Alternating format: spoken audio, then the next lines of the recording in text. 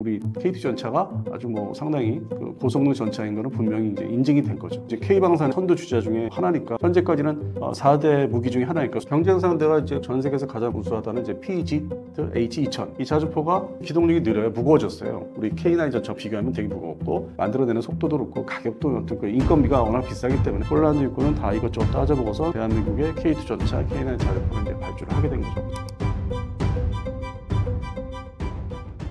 네, 안녕하십니까. 월간 디펜스 타임즈 발행인 안승범입니다. 그리고 이제 유튜브 쪽에서는 슈퍼소닉 TV라고 이제 고정 출연을 횟수로 4년째 하고 있습니다. 외연을 넓히다 보니까 이렇게 현재 이 TV에서 제가 이제 두 번째죠. 출연해서 지금 오늘 또 해설을 또 해드리려고 하고 있습니다. 폴란드는 왜 독일이 아닌 한국 전차를 샀을까요? 이 폴란드군이 이제 나토에 편입되면서 서방 측, 소위 나토 규격의 전차 쪽으로 이제 갈아타려고 했는데 기존에 이제 냉전이 붕괴되면서 소련제, 그러니까 러시아제 전차들을 주력이었다가 그것을 이제 자국화, 자기들이 원하는 성능으로 좀 개량해서 만들어낸 게 이제 PT-91 전차라고 있는데 사실상 이제 그 형제들인데 T-72 전차 계열에. 근데 그것도 이제 뭐 대량 생산 체제를 이제 뭐 갖추지 못했고 뭐 수출까지 한 거는 있는데 그것도 소량 수출이고 그러면서 이제 그 전차 소위 러시아제나 자국산 개조 전차, 개량 전차 이게 수량이 다 메꿀 수가 없다 보니까 독일제 전차 레오파드 2 시리즈를 도입을 하기 시작합니다. 그래서 그거를 한참 진행하고 있는데 역시 뭐 독일의 납기가 상당히 느려지다 보니까 이게 좀 답답하던 차에 여러 가지 이제 해외 전차들을 이제 살펴봤겠죠. 근데 그런 와중에 이제 우크라이나 러우 전쟁이 발발한 거예요. 그래서 우리가 상식적으로 이제 레오파드 시리즈 2 시리즈를 더 사면 되지 않겠느냐, 더 달라고 이제 그 당시에는 4년 전인데 그 버전이 2A6 버전. 지금은 이제 뭐 우리 KT 전차 때문에 아주 막 급하게 개량해서 낸 게 뭐 2A7, 2A8 두 종류가 등장해서 뭐 또 이렇게 차단하는 우리 경쟁하는 이제 역할을 하고 있는데. 4년 전만 해도 2A6가 최신형이었고 시장에서 근데 이제 그거 상태에서 이제 조달이 추가를 안 됐던 게 나토 지역 유럽의 이 나토 국가들이 이제 뭐 대량 보유는 하고 있지 않지만 레오파드 2 시리즈를 얼망졸망 다들 이제 아주 표준화 전차식으로 다 이제 도입을 해서 10여 개국 이상 됐는데 그러다 보니까 이제 폴란드도 급하다. 그다음에 루마니아는 워낙 뭐 전차가 이제 아주 구형 전차들만 가지고 있고 그 나머지 전차들은 이제 이 러시아의 침공을 이제 보면서 오히려 냉전 시절 때 그런 일이 없었는데 탈냉전 30년 지나니까 이제 이게 일어나니까 겁들을 이제 먹고서 독일한테 문의를 했겠죠. 추가 남는 전차 없느냐? 그리고 신규로 만들면 언제 줄 수 있느냐? 이제 그런 수요가 이제 폭발하다 보니까 폴란드 입장에서는 이거 안 되겠다. 그러면 나토 규격이나 미군 격의 성능이 보장되는 전차가 없을까 했는데 딱 그 나라가 우리나라밖에 없는. 대한민국은 70년대부터 이제 본격적으로 이제 전차 도입, 개발국이 됐는데 역시 우리가 잘 알려져 있는 K1 전차. K1 전차는 이제 두 종류가 있죠. 105mm 라이플포, 주포가 달린 K1 계열이 있고 개량한 110mm 이제 주포를 교체한 K1A2 현재 개량해서 그런 이제 과정이 있었는데 이 K1 이 두 종류 시리즈가 사실상 8년도 이후에 기획이 됐는데 미국에서 설계를 사실상 해준 거예요. 미국의 현재 M1A2 에이브럼스 전차의 같은 회사에서. 그래서 그것을 이제 한반도 지형에 아니면 운영 요구 성능에 맞게 축소, 그러니까 성능을 다운그레이드 한 게 아니라 한반도 지형의 운영 요건에 맞춰서 성능을 이제 개량해서 그다음에 포탑도 뭐 낮게 한다든지 좀 컴팩트하게 전체 자체를. 그래서 넓게 얘기하면은 이제 우리 대한민국의 K1, 그다음에 K1A2가 미국의 M1 그 A2 전차의 사촌 형제 관계 뭐 그런 형식으로 되어 있고 실제 그 제작사 기술 도입을 해서 설계도를 도입해서 제작한 업체는 이것을 이제 면허 생산, 내부에서는 라이센스 생산이라고 표현합니다. 외부에는 국산 전차라고 이제 하는데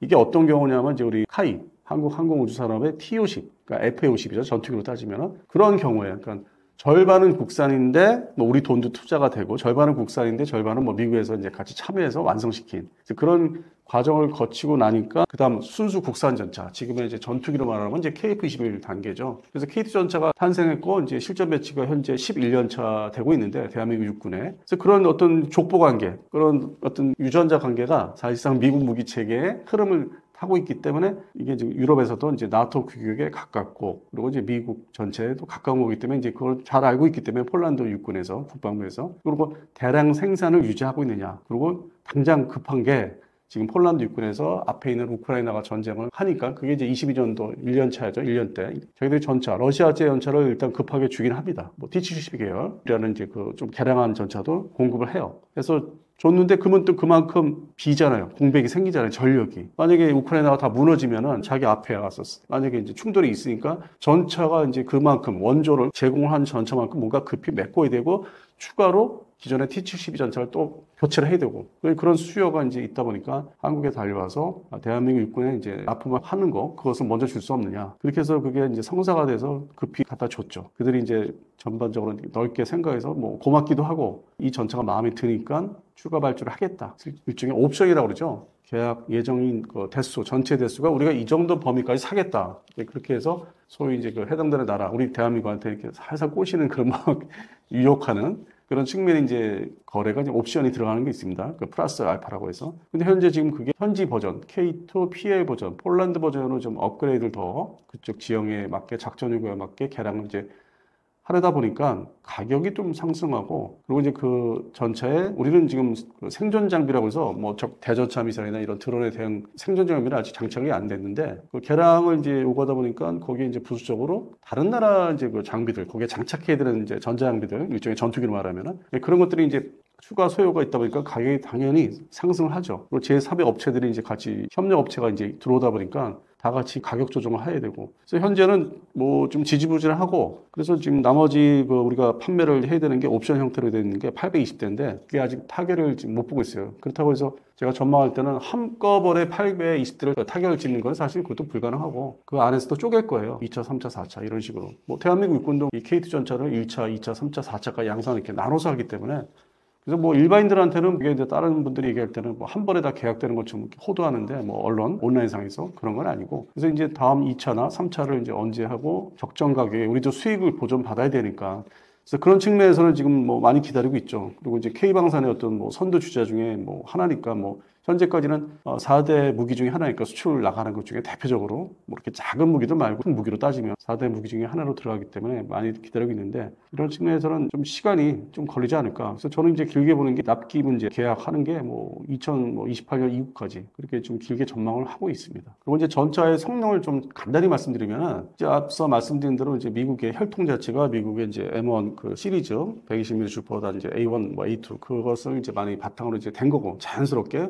K1 전차 시리즈에서 그런 기술을 가지고 우리가 배웠고 그걸 가지고 발전을 시켰는데 이게 이제 설계가 완성될 시점 물론 최초의 그 설계 발전가 된 시점이 90년대 이제 중반, 뭐 95년도 그 정도에서 어느 정도 실물이 완성된 게 2003년도인데 그 당시에 이제 그런 한 8년 동안 있는데 전 세계적으로 뭐 냉전이 끝났지만은 신형 전차는 등장을 했어요 막판에 대표적으로 프랑스의 르클레르 전차. 그것을 이제 최신 전차로 그 당시에 해서 상당히 첨단 기술이고 많이 이렇게 들어가 있고. 그래서 그것을 보면서 우리가 이제 뭐 어떻게 기술 유입을 좀 했죠. 어떤 컨설팅 아니면 이제 뭐 자문을 구한다든지 기술료를 비용 수치로 내면서 그쪽에 이제 접근한 게 있습니다. 그 당시 2000년대 초반에. 그래서 그것을 이제 완전히 접목을 시켜서 최종 완성된 게 현재 K2 전차. 그러니까 미국제 최신 전차 기술과 유럽의 트렌드가 다 접목이 돼서 또 다른 이제 제3의 서방 측 전차로서 자리를 잡게 되고 그리고 이제 현재로서는 경쟁 상대는 여전히 독일제 레오파드 2A7, A8 이것들이 이제 경쟁으로 계속 이어지고 있고 그러면서 동시에 이제 독일이 이제 해당되는 전차 제작사가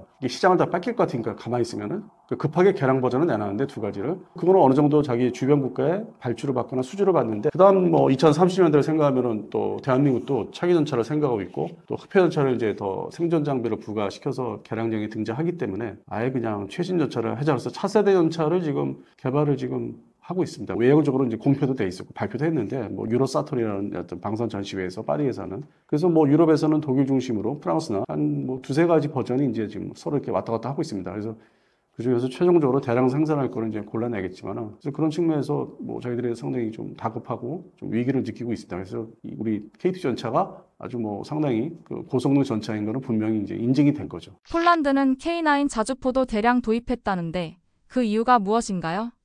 경쟁 상대가 이제 가장 최우수, 전 세계에서 가장 우수하다는 이제 PG H2000. 이 자주포가 상당히 이제 뭐 모범적인 자주포인데 그냥 간단히 말씀드려서 대량 생산이 이제 와서는 옛날에는 자국 분대를 위해서 행사를 좀 꾸준히 했다가 지금은 이제 뭐 세월이 흐르면서 어떤 무기 체계 제작과 판매 어떤 시스템 전반적인 환경이 대테러 전쟁으로 해서 이제 이걸 좀 이렇게 무시하면서 뒤로 밀어놨다. 이게 과연 팔리겠느냐? 2010년대. 그러다 보니까 대량 생산 체제가 좀 붕괴됐고 그리고 근본적으로 이게 차체가 헤비한 엔진은 좋아도 이게 추가 장갑 이 상부에 포탄이 이렇게 상부로 날아올 것 대비해서 그거에 견디기 위해서 마치 전차의 상부 장갑처럼 강화된. 그래서 이게 좀 기동력이 느려요. 무거워졌어요. 우리 K9 전차 비교하면 되게 무겁고 독일제 장비가 가격이 싼 게 하나도 없지 않습니까? 그리고 기술자들 아주 오래된 기술자들이 장인 정신으로 이제 만들기 때문에 만들어내는 속도도 그렇고 가격도 어떤 그 인건비가 워낙 비싸기 때문에 그래서 그런 측면에서 결국 이제 또 찾은 거죠. 동일하게 폴란드가 전차는 확실히 이제 딱 집었는데 자주포는 이렇게 살펴보니까 주변국들이 북유럽 중심의 주변국들이 이게 2016년부터 도입을 하는데 물론 폴란드 자신도 그 시점에 자기네 방산을 보호하고 유지하기 위해서 이 K9 자주포의 일부 차체는 우리한테 가져갔어요. 반제품을 가져와서 영국제 포탑과 결합해서 이제 신종 물건을 만들어냈는데 이게 뭐 차체를 가져갔으니까 기동 성능은 이제 보존이 되는데 그게 또 프랑켄슈타인 같은 그런 식으로 이제 혼합이 된 물건이기 때문에 포의 뭐 사정거리가 좀 모자란다든지 뭐 포의 발사속도 모자란다든지 반제품으로 가져갔는데 그러면서 동시에 주변국이 또 많이 이제 발주를 하니까 뭐 20대 뭐 30대 이런 식으로 발주를 하는 걸 다 지켜보고서 아예 완제품을 직수입을 해야 되겠다. 지금 워낙 급하니까. 그래서 이제 대량 직수입 바뀌었고 이것도 역시 옵션으로 이제 던진 게 뭐 680여 문 같은 그렇게 해서 진행되고 있는데 이거는 전차에 비해서 가격 단위가 조금 낮으니까 상대적으로 그래서 원활하게 지금 뭐 납기를 이제 지켜서 하고 있고 뭐 완납을 하고 있고 뭐 1차, 2차, 3차 이렇게 나누면은 그래서 이게 역시 가격 대비 이제 성능이죠. 가성비가 이게 독일제보다는 상당히 이제 앞선다. 물론 포탑 상부의 장갑은 약하지만은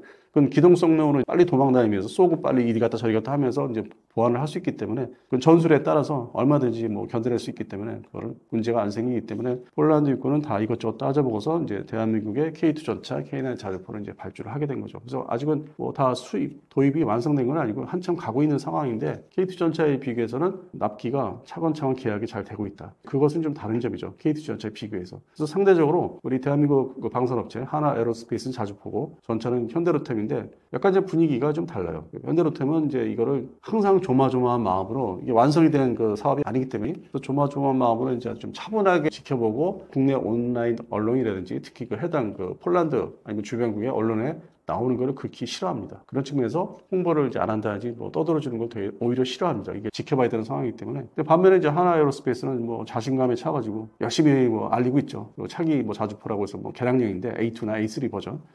그거에 대해서는 뭐 여러 가지 이제 홍보를 많이 하고. 그냥 분위기 자체 그런 면에서 틀립니다. 혹시 미국과 미국, 독일은 한국 무기 수출을 견제하고 있을까요?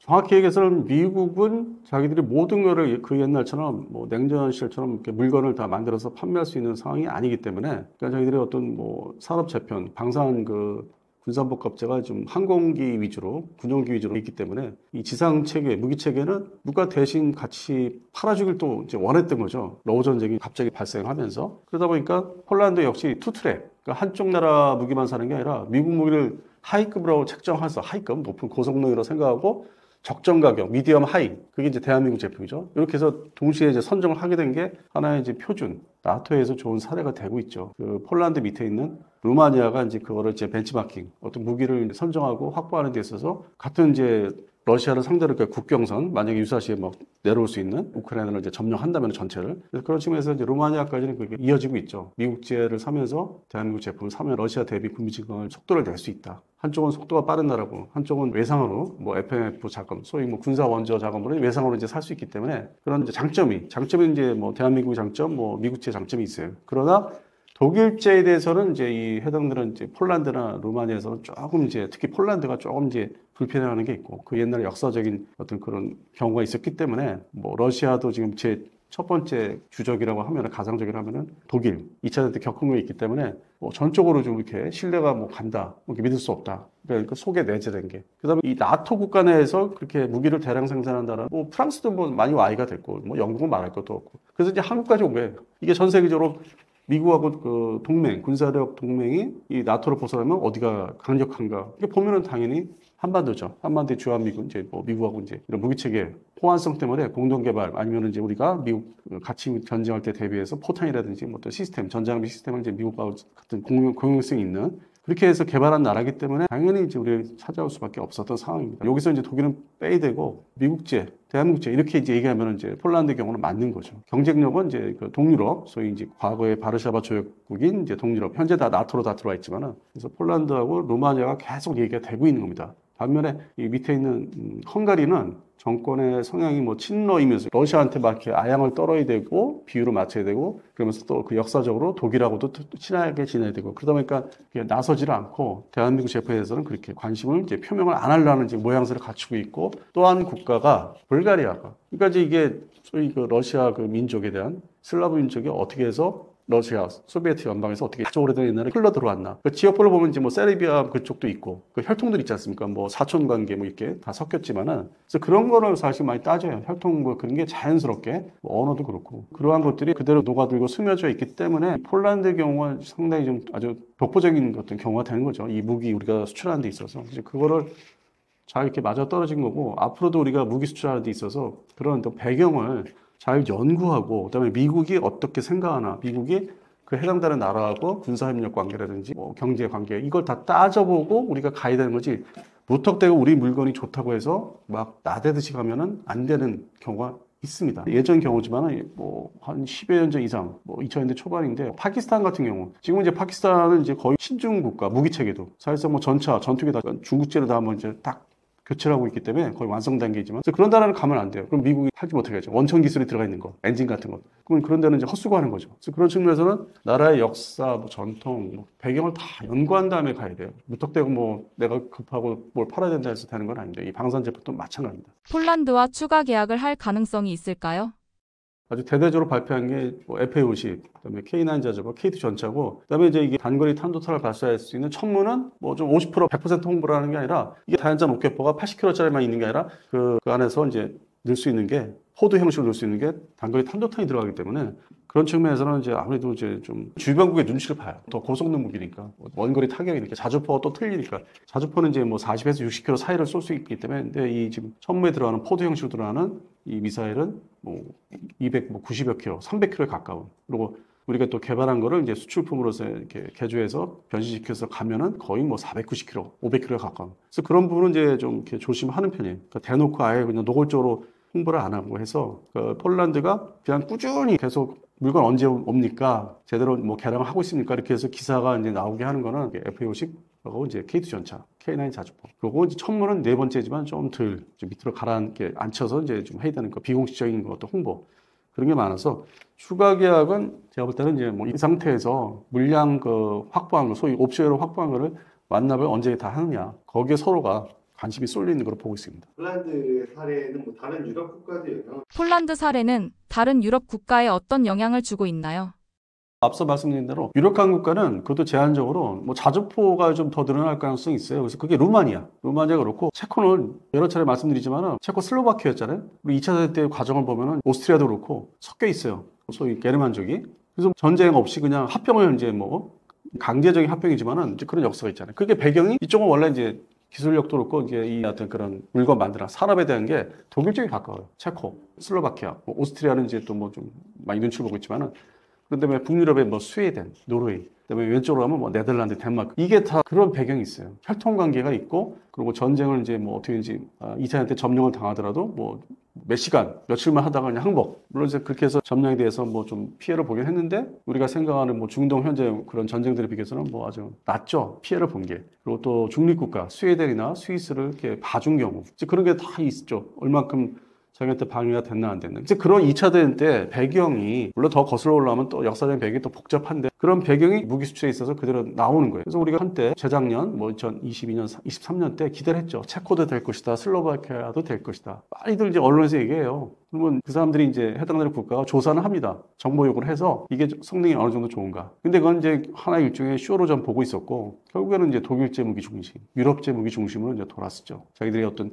그 커넥션이 있고 카르텔이 또 있어요. 안 보이는 게 우리가 다 알 수 없는. 그래서 그런 측면에서는 기존에 확보한 유럽에서는 확보한 시장은 이제 폴란드 그리고 조금 이제 팔 수 있는 게 루마니아 정도 그리고 소량이지만 자주포를 더 사겠다고 찾아온 뭐 에스토니아 같은 발트 3국 뭐 그 나라는 뭐 국방 예산인지 병력이 운영할 수 있는 병력이 제한되기 때문에 대량 발주가 어렵고 그리고 이제 뭐 북유럽에 핀란드 있고 하는데 그게 지금 폴란드가 발주한 자주포 수량만큼 비교해보면 뭐 턱없이 모자라는, 뭐 상당히 비교가 되는. 그래서 뭐 이렇게 소량으로 주변국에, 폴란드 주변국에 소량으로 계속 이제 판매는 되는데 그게 화끈하게 뭐 대량으로 발주했다. 그 정도까지는 기대할 수 없는. 그리고 독일이 지금 이제 정신을 자기들이 나름대로 차려서 전차도 지금 뭐 차세대 전차 막 내놓고 지금 개발을 완성하려고 2030년도를 이제 바라보면서 하고 있고, 그리고 또 이제 영국이나 프랑스가 자주포 쪽에서 자기들이 이제 이게 뭔가 시장을 뺏긴다 싶으니까 다국적 기업인 소위 BAE 시스템즈, BAE 시스템즈라는 영국 회사가 스웨덴의 보포스라는 이제 차량용 자주포 회사를 이제 가지고 있어요. 그러니까 다국적 이 기업에 대해서 유럽의 하나의 그 EU처럼, 유럽 연합처럼 서로 얽혀 있거든요. 그러다 보니까 이제 슬그머니 이 바퀴식, 트럭식의 자주포로 이제 선회를 하고 있어요. 도입을. 물론 이제 프랑스도 캐사르, 뭐 시저라고 하는 이제 그런 차량용, 트럭형 자주포가 뭐 성능이 좋긴 해요. 그래서 그거 중심으로 가고 있고, 이제 영국도, 독일도 그런 이제 뭐 플랫폼 차량의 종류는 여러 가지 있는데 거기에 얻는 그 포 자체를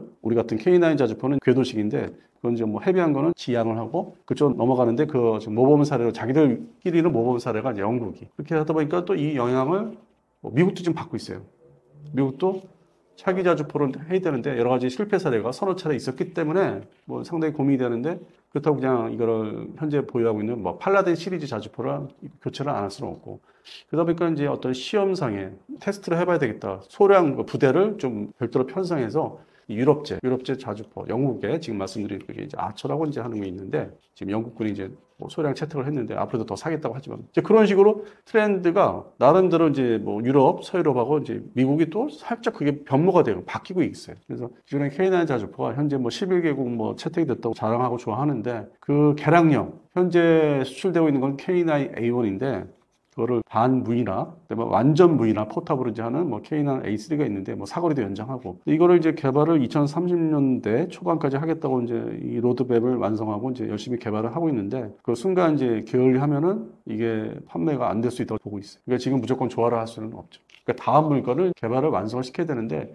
이 무기의 세계는 무기 수출 시장의 세계는 원 제품 원래 오리지널 제품이 대량 판매하면 그 다음 제품은 개량된 것들은 판매가 줄어요. 어차피 줄어들어요. 수요가. 그래서 그런 시장 그 템포를 이렇게 흐름을 보면은 그렇게 지금 현재 폴란드 거 지금 대량 발주 옵션으로 돼 있는데 그거 끝나면 어떻게 할 거냐? 그때는 뭐 굶어 죽을 거냐? 그게 더 지금 걱정이 돼요. 2030년대 금방 다가올 텐데 향후 이제 5년 지나면은 지금은 이제 뭐 호황을 누리지만은 그때는 이제 새로운 제품이나 개량 제품이 아주 확실한 성능이 보여주지 않으면은 과연 어떨까 하는 생각을 하고 있습니다. 그러면 기존에 동남아 시장도 생각할 수 있는데 동남아 시장은 그런 대상이 아니에요. 전차나 자주포를 그렇게 필요한 나라가 아니에요. 섬나라들이 다 있으니까. 그리고 뭐 또 중동 시장 생각할 수 있는데 중동 시장도 이 현재 보니까 전쟁의 상황을 보니까 뭐 러우 전쟁, 그다음에 이스라엘 하마스나 헤즈볼라 전쟁을 보면서 항공 전력 우선시되는 게 항공 분야 전력, 공군 전력이죠. 그다음에 이제 해상에서 탄도탄을 막을 수 있는 미사일 고성능 호위함, 그다음에 수중 전력. 이란 때문에 수중 전력이 더 필요하고. 그래서 우선순위가 중동은 전차 분야는 아니에요. 항공 분야,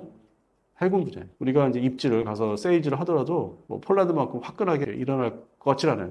품목이 워낙 그쪽에서 급하게 원하는 거는 항공 분야, 함정, 잠수함하고 또 하나가 이제 대탄도탄, 지대공 미사일. 그래서 수요가 이제 그렇게 이제 딱 세팅되고 있기 때문에 그 업체별로 방위사업청이 전체 뭐 그거를 다 관리를 하지만은 관리를 잘못해주면은 좀 삐기덕거릴 수 있는 그 업체별로 뭐 이렇게 행복하거나 행복하지 않을 수 있는 서로 갈릴 수 있는 분위기가. 그래서 이게 오히려 지금부터 더 친밀해져야 되는 상황이에요. 그렇게 함부로 뭐 좋다고 뭐 그 돈 벌어서 계열사에 쓰거나 그거는 제가 볼 때 이렇게 좋은 건 아니라고 생각합니다. 우크라이나 전쟁 이후 K방산이 뜨는 이유는 무엇인가요? 말 그대로 이제 수요가 이제 새로 생겼죠. 대량 수요가. 이게 이제 러우 전쟁이 이제 발발하면서 그 해당되는 2월 24일에 발발했는데 그 시점에 뭔가 세일즈는 나가 있다는데 판매를 위해서 영업을 이제 했다는데 이게 한국 K방산이 그렇게 상당히 대단하지 않다. 그냥 국내 개발을 잘했다. 그래서 국내 내수, 육군, 해군, 뭐 공군, 해병대에 대한 성능 좋은 무기를 잘 납품하고 있고 이 항공기 분야, 뭐 이제 FA50이죠. T50 분야로 분류하면은 동남아 시장은 잘 팔고 있다. 근데 이 대수가 워낙에 폴란드에서 옵션 발주를 하다 보니까 이것이 이제 뭐 붐인 거예요. K방산. 이게 우리가 10년 동안 14년부터 이제 정착을 시킨 실전 배치를 군에다 한 게 이게 빛을 보나 보다. 그동안 고생한 게 참 보람이 있다 했는데 이 대량 발주가 우리가 부풀어진 거 있죠. 그 언론이나 뭐 유튜브에서 이걸로 해서 한꺼번에 물건 다 팔아서 막 떼돈 버는 줄 알고 그거를 끊임없이 한 거예요. 보도를. 가짜 뉴스는 아니더라도 조금 가미를 해가지고. 그래서 거기에 분위기에 휩싸였고 그 다음은 이제 이게 소재, 내용들, 컨텐츠라는 게 또 뭔가 비슷한 걸 만들어내야 되잖아요. 그러니까 부풀려져서 그러면서 주변국, 뭐 루마니아 얘기도 나오고, 그다음에 뭐 중동이 또 움직인다.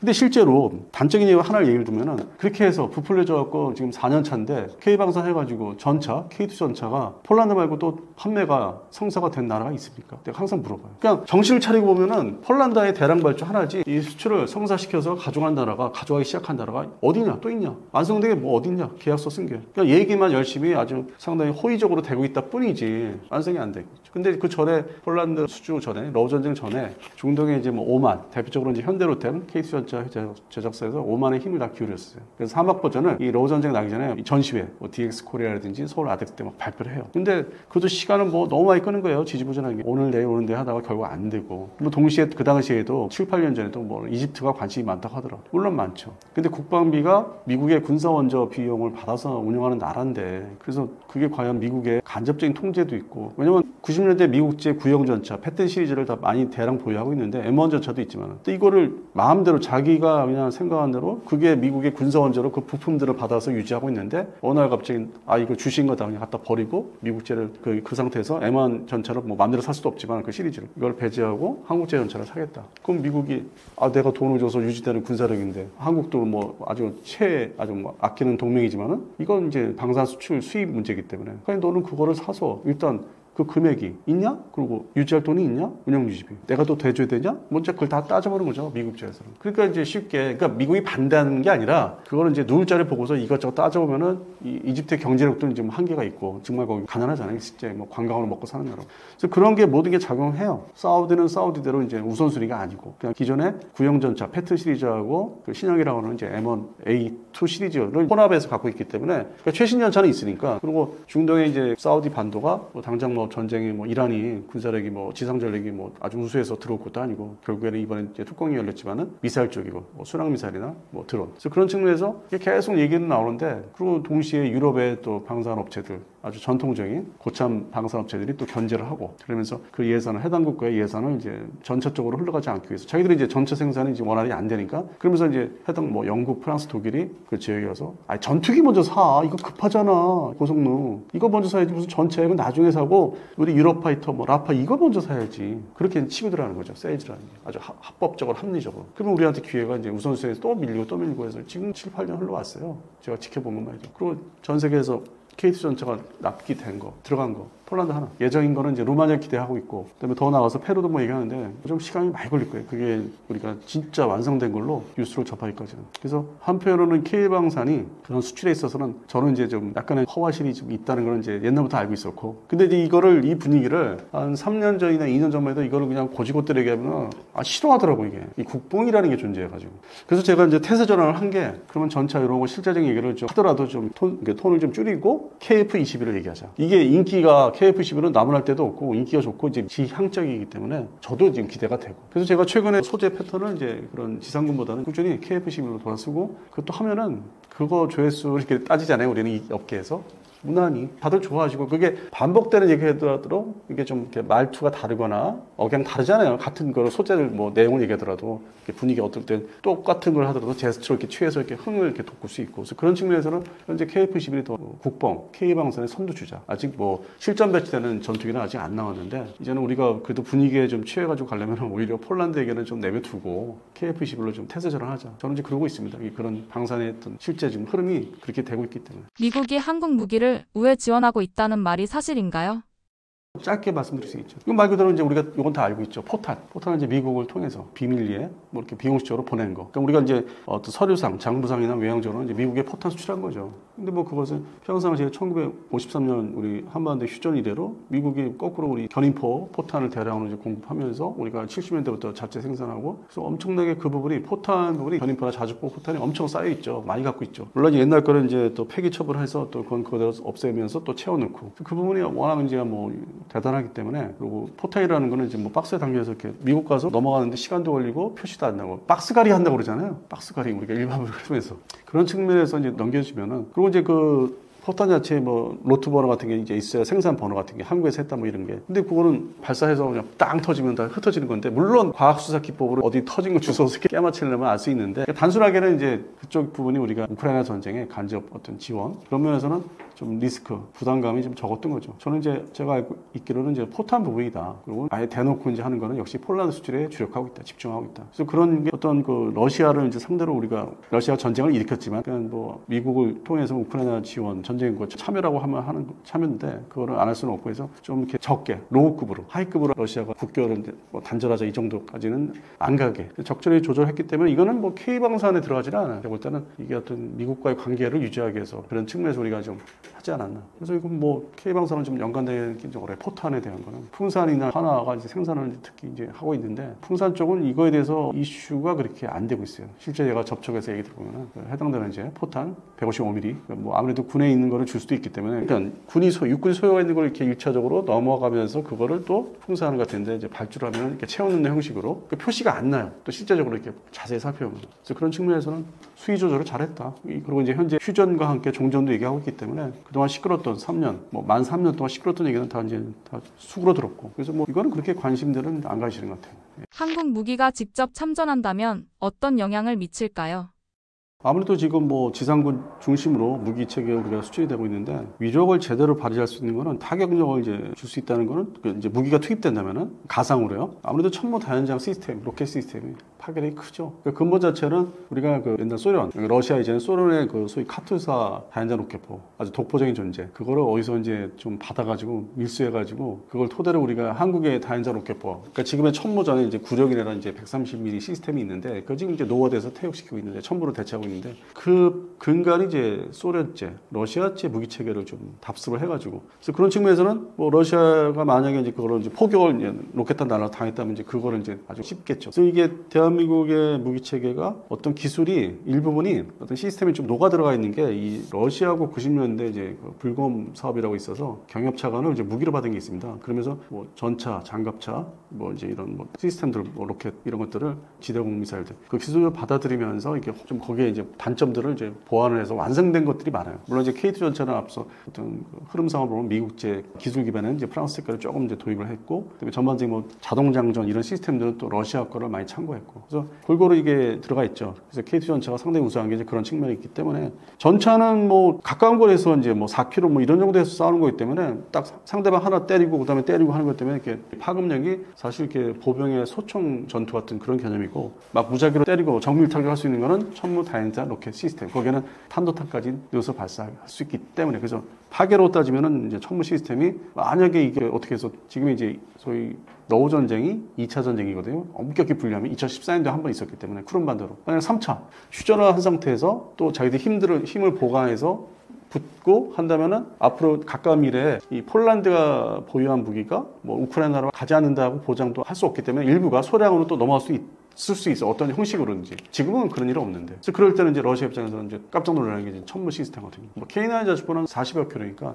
날라오는 게. 근데 멀리 뭐 80킬로 이상, 뭐 한 200킬로 이렇게 딱 타격이 들어오는 거는 천무 시스템이기 때문에 그 부분은 이제 좀 러시아 입장에서는 이제 자기들도 앞으로 속내는 이제 3차 이게 생각은 있는데 준비를 또 해야 되고 무기 다 보강해야 되고 더 보충해야 되니까 병력도 그렇고. 이제 그런 걸 이제 앞에 뭐 미래를 생각할 때는 대한민국의 방산 그런 수출에 대한 거 알기 모르게 통제 못하게 하려고 또 이제 뭐 하려고 할 거예요. 준비를 할 거예요. 못하게. 다른 거는 이제 조건을 내세워서 뭐 교류, 경제 교류 뭐 이런 걸 해서 사탕 주듯이. 그래서 가상으로 이제 이런 대표적으로 천무 시스템이 들어갈 수 있는데 과연 이제 이게 또 현실적으로는 이제 러시아가 또 견제하고 뭐 작업을 하면은 기존의 우크라이나는 자기들 러시아제, 소련제 그걸로 계속 싸울 수밖에 없고, 물론 전투기는 이제 지금 F-16과 미라지 2000이 들어가는데 그거는 이제 확보할 수 있는 보유대수가 많지가 않아요. 그리고 막 그 사이에 잘못된 그 언론 보도가 F-16 전투기가 대량 들어갔다고 하는데 실제로 또 그렇지가 않더라고요. 그러니까 그쪽 나라의 데이터, 언론 보도, 그쪽 유럽 쪽에 보면 또 그렇지가 않아요. 우리나라 언론 보도는 뭐 아니면 말고 이런 식으로 뭐 작년에 상반기에 보도를 많이 했는데 1년 전에 실제 살펴보면 데이터를 보면 또 안 그렇더라고요. 그래서 결국 이제 우크라이나가 군비 보충 보강하면은 드론 쪽으로 대량으로 또 할 거고 효과를 봤으니까. 그리고 전차나 자주포는 결국 서로 밀어내기인 게 폴란드가 우리 거를 지금 이제 차례차례 받아가잖아요. 그러면 급할 때 처음에 개전 초기에 줬던 물건들이 그걸 다 채우잖아요. 폴란드 군이. 그리고 또 추가로 받잖아요. 어쨌든 추가로 받잖아요. 그리고 또 이제 그 여유가 생기면 러시아제가 이제 잉여, 소위 T-72 전차나 PT-91 전차가 잉여가 되는 거지. 그러니까 대한민국의 K방산의 폴란드 수출이 이제 그런 측면, 밀어내기 측면에서 중요하다는 거죠. 다 같이 이렇게 보면은.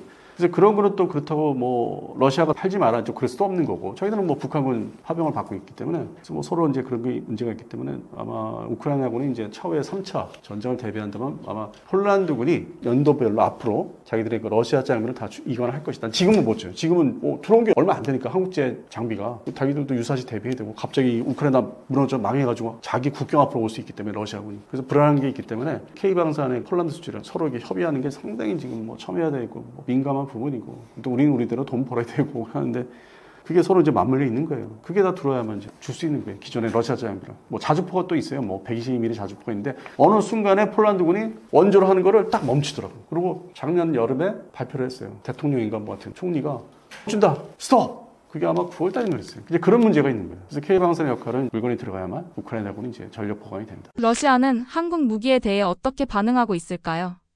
까지 뭐 그런 거는 없어요. 왜 우리가 불검 사업으로 들어왔던 뭐 T-806 전차라든지 BMP-3 장갑차 지금 다 퇴역하는 이제 단계로 들어가서 뭐 실전 배치는 안 돼 있고 다 실전 부대에서 다 이제 나왔는데 겨우 이제 훈련 부대는 있는데 소위 얘기하는 이제 뭐 러시아제 이글라 미사일 그건 이미 다 저기 도태됐고 그것도 이제 수명 연한이 있어서 그러다 보니까 뭐 헬기도 있고 뭐 깡오프 32 뭐 산불 끄는 그런 것도 있는데 그거를 처음에 이제 우려했죠. 줄까봐. 그건 이제 바로 가져가면은 폴란드군이나 특히 우크라이나가 가져가면 바로 쓸 수 있는 무기인데 근데 지금 3년, 4년 되면서 이게 다 우리 군에서도 노후화된 장비로 생각하고 있고 그리고 이제 포탄도 이미 다 소모해서 뭐 가지고 있는 것도 없고 해서 그 부분을 이제 러시아군은 K방산 무기보다는 실제로 이제 러시아 자기들이 판매했던 장비를 주지 마라. 골고루 뭐 육해공 뭐 무기들이 뭐 해군에도 호버크래프트 공기방정이 있는데 그 세 책이 있는데 이제 그런 게 우리 대한민국 국군의 각 군에 있었기 때문에 그거를 다 싹 뽑아서 줄까봐 그걸 제일 걱정했죠. K방산의 무기는 어차피 폴란드에 국한된다는 걸 이제 알고 있었고 그리고 미국이 나토 국가들하고 전쟁 초기에 많이 지금 뭐 물건들을 선별을 했어요. 좋은 것만 준 게 아니라 자기들이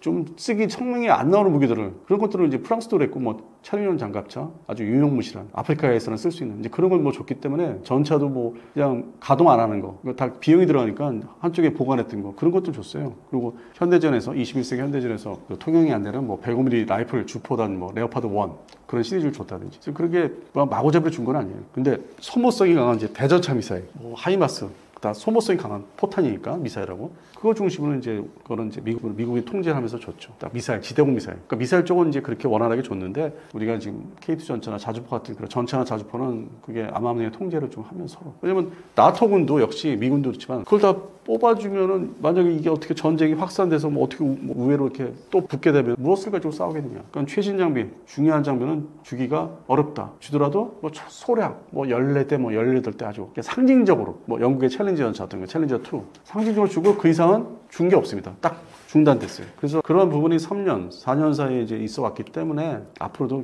K방산이 폴란드와 계약한 게 이제 상당한 역할을 이제 할 수밖에 없는 거예요. 서로 이제 서유럽 쪽이 생각하는 거, 그리고 이제 폴란드가 생각하는 거, 우크라이나 생각하는 거, 이게 3개 지역에서 무기 확보, 추가 확보. 그러니까 기존에 폴란드와 계약된 거를 서유럽 국가들이 이제 방해를, 근본적인 방해를 좀 하기는 어려운 게 당연히 자국의 나토 연합에 간접적으로 안보에, 무기체계 안보에 좀 유사시 대비해서는 이제 영향을 끼치기 때문에 기존에 발생된 거는 방해를 이제 안 하는 쪽이죠. 근데 신규 수요, 이 나라가 폴란드로 할 수 없다. 뭐 루마니아 뭐 일부 정도 뭐 사게 해야지. 근데 나머지 나라 뭐 너희들도 산다고? 아 이거는 안 돼. 자기들이 이제 비공식 회의를 해서 이제 차단하거나 제재를 하려고 하죠.